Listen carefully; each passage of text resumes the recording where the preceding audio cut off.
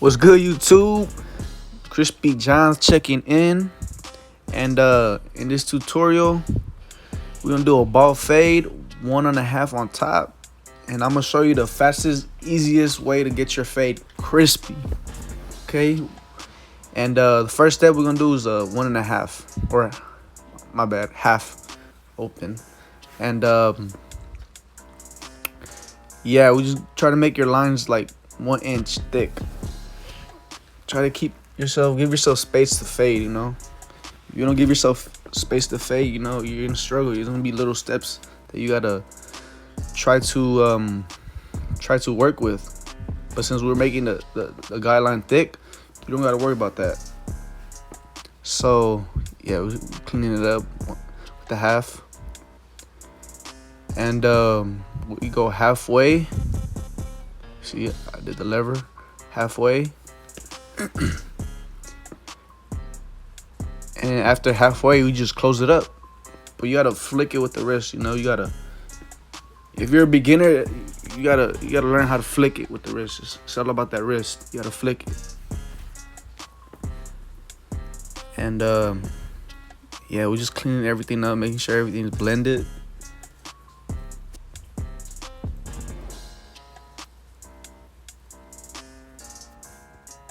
Yeah, just keep cleaning it up till you get that perfect blend.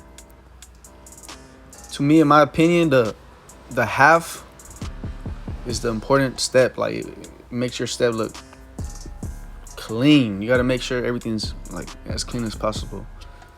It'll give you the end result, which is a perfect blend.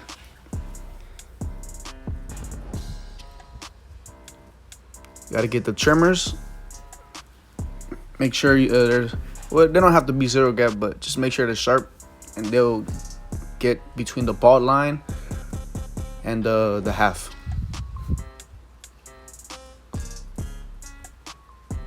Just remember, I don't know why I said perfect fade, because honestly, a fade is an illusion. You know, it's an illusion. You gotta make sure like it's just crispy. You know.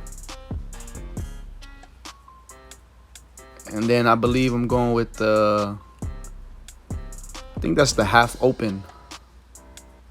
Yeah, it is the half. It'll be the half open. So from the half open, you're gonna blend it in again to the no guard, which is half. I know it seems complicated, but once you get the steps all figured out, it'll be easy. As long as you're doing the same steps as I'm doing, you'll be fine. Now we took off the guard, lever open. You're gonna see like a bit of a line. You just gotta use the corner of your blade, you know, use the corner. Try to knock it down, basically. See how the blend is starting to come together? You can see more of the transition. That's what we want. We want to see the transition.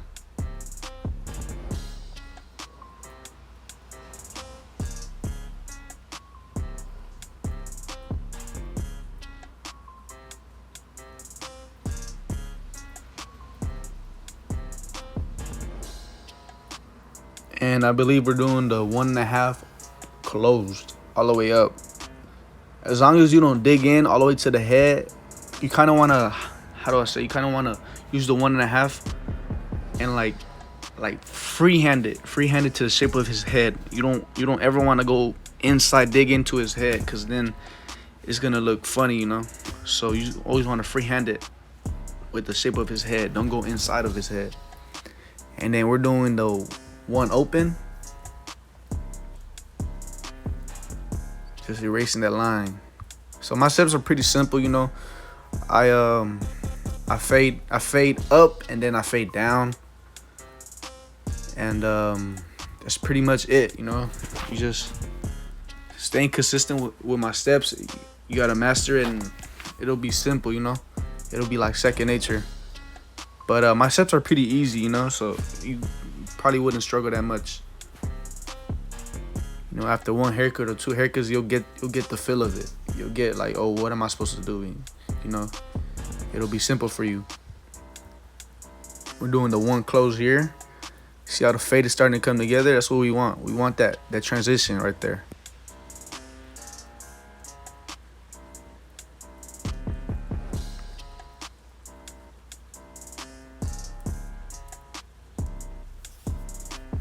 We're still cleaning it up with the 1.5.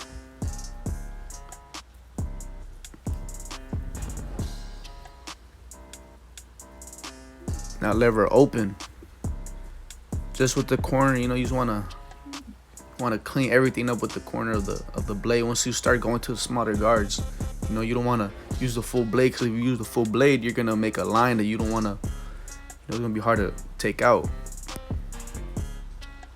Now we're going one close, I believe, with the grain, just to knock it down. You see it, it's a little small line, but it's not that hard to take out. Just make sure every time you're with your client, make sure you have that conversation. You know, you always wanna have that communication with your client. You know, if they're their first time on your chair, you know, you wanna grab their attention. You know, you wanna make them feel like your friend. I would say, yeah, make them feel like one of your homies. You know, but keep it at a professional level. You don't ever wanna pass the boundaries, obviously. You know. But I noticed that, you know, if you have that communication with your client, like you got them, you locked in with them, you know. That's important. Not many barbers like realize that. It's about the cut, but it's not always about the cut. Sometimes it's always about, you know, communicating with your client, making them feel good on your chair, you know. That's what they want. Line them up, give them a little crispy line up. Remember, don't push back. You know, you don't want to always push back. The clippers, the trimmers, it's like a rough draft. You know, you want to make the lineup, but don't make it like over exaggerating, because that's what you're gonna do with the blade. You know, there we go. You'll see it right now. I hit it with the blade, and you'll see everything pop out. Half the time it's blade work, man. You just gotta know your blade work. See? Clean it up with the razor. Makes everything pop. Look at the blend. That's the blend right there. And obviously, I'm doing my little details. It's important to do your details, you know. Clients realize that. They see that. They know that you're paying attention to their hair like really good. They take notes of that. And that's what they like. They like somebody who actually pays attention to their blend, the haircut, you know, every detail.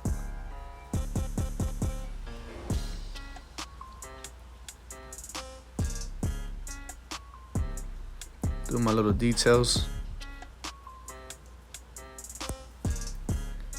It's there, man. Look at the blend. It's crispy. That's what we want, man. That's where you're gonna get to.